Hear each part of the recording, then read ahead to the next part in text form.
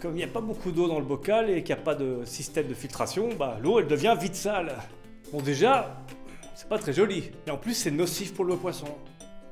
Bon allez. C'est comme si toi tu respirais toute la journée de la fumée. Excusez-moi. Il y a des situations qui nous semblent anodines comme le nettoyage du bocal. Mais ça ce sont des situations de stress pour le poisson. Oui, mais non, vous allez quand même pas tout nettoyer, non? S'il vous plaît, arrêtez de nettoyer, ça me stresse.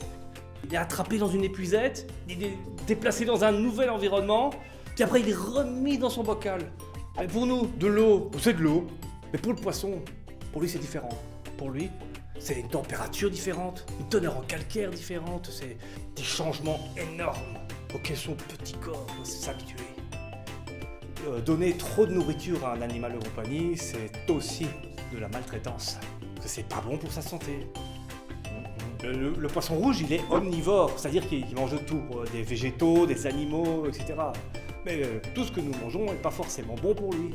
L'idéal, une nourriture en granulés qui tombe dans son gravier. Comme ça, il aura l'impression qu'il est en train de chasser.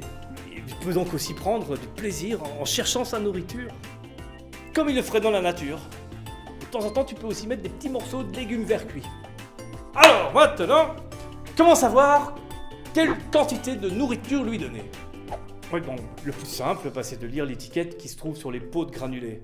Mais attention, parfois les quantités sont surévaluées. Et ça dépend de la taille du poisson aussi. Alors tu peux les observer. Tu vas voir, les poissons, eux aussi, ils peuvent grossir et maigrir. Et pour des poissons jeunes, ne pas leur donner assez de nourriture va pas leur permettre de grandir correctement. Sois donc très prudent. Dans la nature, le poisson va manger tout ce qu'il trouve. Parce qu'il est jamais certain de la date du prochain repas. Bah alors lui, il va pas réfléchir, il va manger tout ce que tu lui proposes. Les besoins alimentaires des poissons sont différents des nôtres. Le poisson, il peut très bien rester sans manger 1 ou 2 jours. Hein. Bah, il n'a pas besoin d'un petit déjeuner, il n'a pas besoin d'un dîner, il n'a pas besoin d'un souper, il n'a pas besoin de dessert.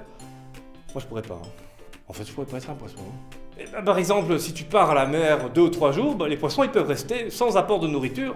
Par contre, si tu pars pour des vacances qui sont beaucoup plus longues, là, il vaudra mieux les confier à quelqu'un de confiance qui viendra changer l'euro, leur donner un peu de nourriture, et peut-être vérifier si le filtre est encore bon. Bah, dans le cas d'un étang, il n'y a pas de filtre, il n'y a pas à changer l'eau. Hein. Il faudra juste que quelqu'un vienne leur donner de la nourriture. Et moi, je fais super bien le poisson, regarde. Mais je fais encore mieux le poulpe.